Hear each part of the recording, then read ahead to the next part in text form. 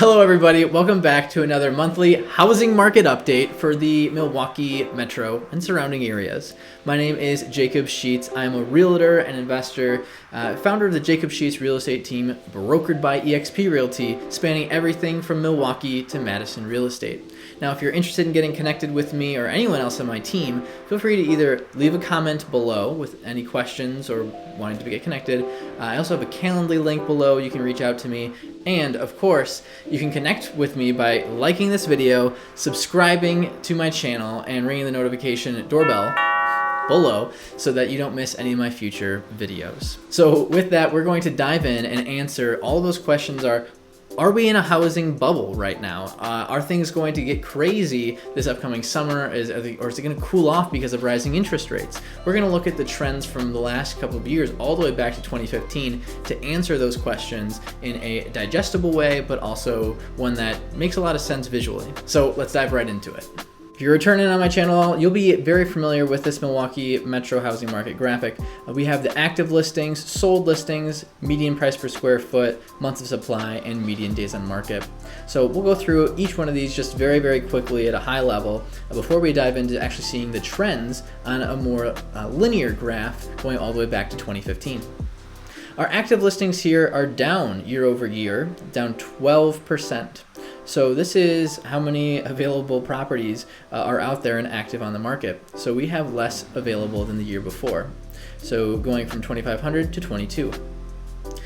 Sold listings are down 4.1%. That's how many properties actually sold or closed in the month of March. So we went from 1,400 down to 1,300. So basically saying that less properties were actually taken off of the market out of inventory. So that's kind of a positive thing a little bit for inventory. But we still have less active listings because of the change of how many are actually going on the market. Median price per square foot. How much on average, just in Milwaukee surrounding area, for all single family and condos, are properties actually selling for? Not listed for, but sold for.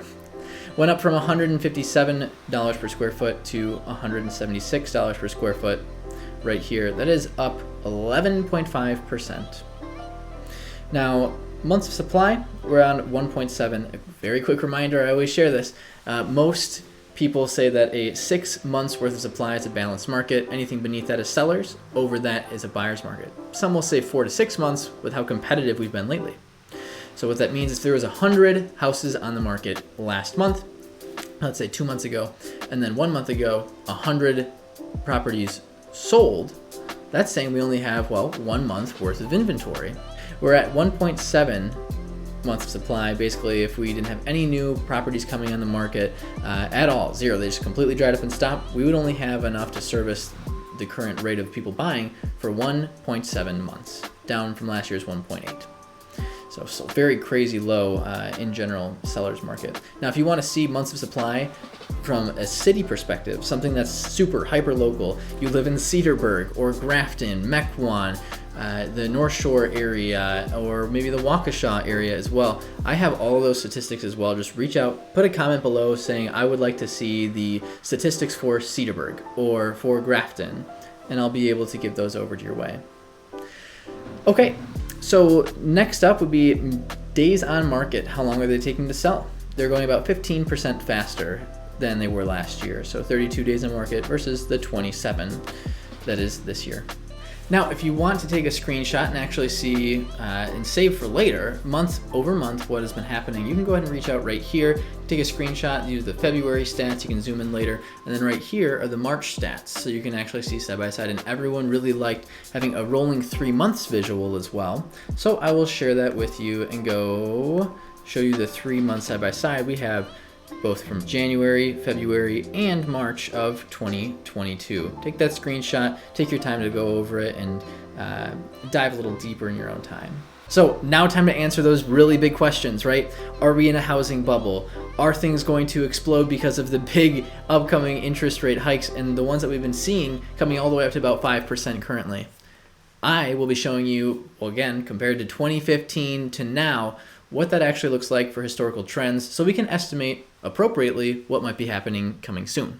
So one of the very big questions people have been asking me is like, wow, I'm seeing more for sale signs in the yard. Should we be concerned that we are getting way too much inventory, that things are turning around to be a buyer's market? Well, how about you answer that question with me here? We actually see a very normal amount of new listings. So this, what we have on the screen, is actual new listings that came on the market live in March of 2022. We can see, compared to previous years, January is its first dot, February, March, January, February, March, we're in the same tier as last year. So between 1,500 and 2,000 from last year, we're at 2,000. This year, we're right in that middle kind of ground. I mean, does that look like a huge difference from the year before? Really, not really. And we are getting a little bit more, but look at the trend. That's what it is going into January, February, March, April, May, June, July, August. Even into August, these are all new listings. This is not total inventory, everybody. This is what is coming new just in that month, which we'll segue real quick into see, well, besides new listings, what about total inventory?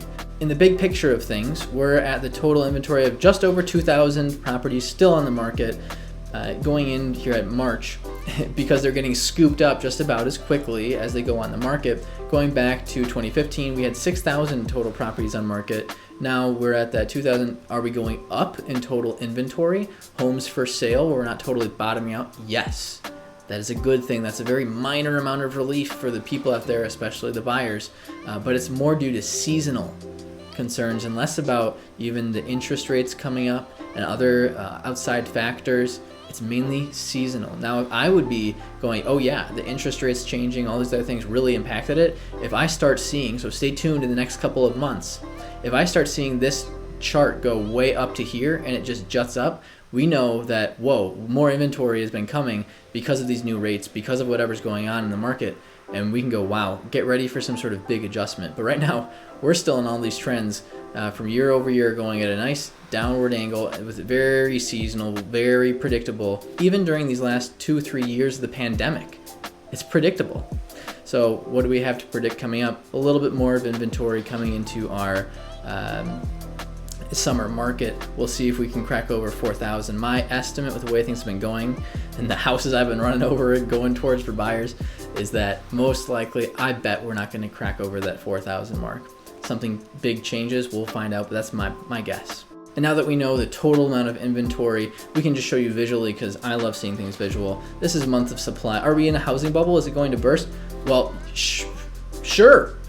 If we get a whole huge boatload of properties on the market, that's going to be one of the very few ways that that's going to happen. If the interest rates keep on going up higher and higher over 5%, we might start to see the value kind of even off or even go down a tiny bit. But as far as bubble bursting and that causing it, it's very different, right, than 2008 and what caused the type of big housing crisis. So right now we're here still sitting right beneath that 2 months of inventory. We've been there for years. And the last time we've been at a buyer's market, according to the 6 months of supply, was all the way back in 2016. So the likelihood of that just getting shocked that fast, even this year, very, very unlikely. Let's just look at how long we've been down here. And finally, I wanted to back up that claim, right, with the actual list to sale price ratio. So what did you list your house for versus what did you end up selling it for? We can see right here, this is the 100% mark. And if we scroll all the way over here, the first time it actually hits 100%. So if you listed your house right now for $500,000 and it sold for exactly $500,000, that is a 100% list to sale price ratio. Now, these kind of starting pandemic times and getting more into the pandemic, and now we're kind of inching our way out of it. Man, look at this. It actually stayed about the same, but it was linearly going up, and it just cracked over 100 on average in between 2020, 2021, and then now bursting up, going from 2021 into 2022. Look at this huge increase. I mean, it's almost double the curve as any of these other years. Went all the way up historically, 104% listed sale price. So now if we look at, in addition to this, we went January, February, March. Look at the increase of this curve and the trend of this curve. It is way steeper than it was even last year. If we look at March to March, we were at 102% already March this year, list to sale price ratio. That is crazy.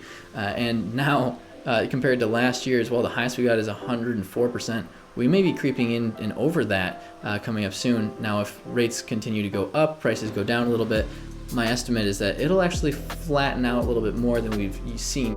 All right, everybody, that does it for this month's recap of the April housing market here with March's statistics so that we can see and estimate what's coming down the pipeline. We'll see you next month. Go ahead and remember to ring the notification doorbell here to make sure you don't miss out on any future videos. You get notified of them right away. And in addition, you also hit the subscribe and like button so that you continue to support my channel. Thank you so much, and until next time.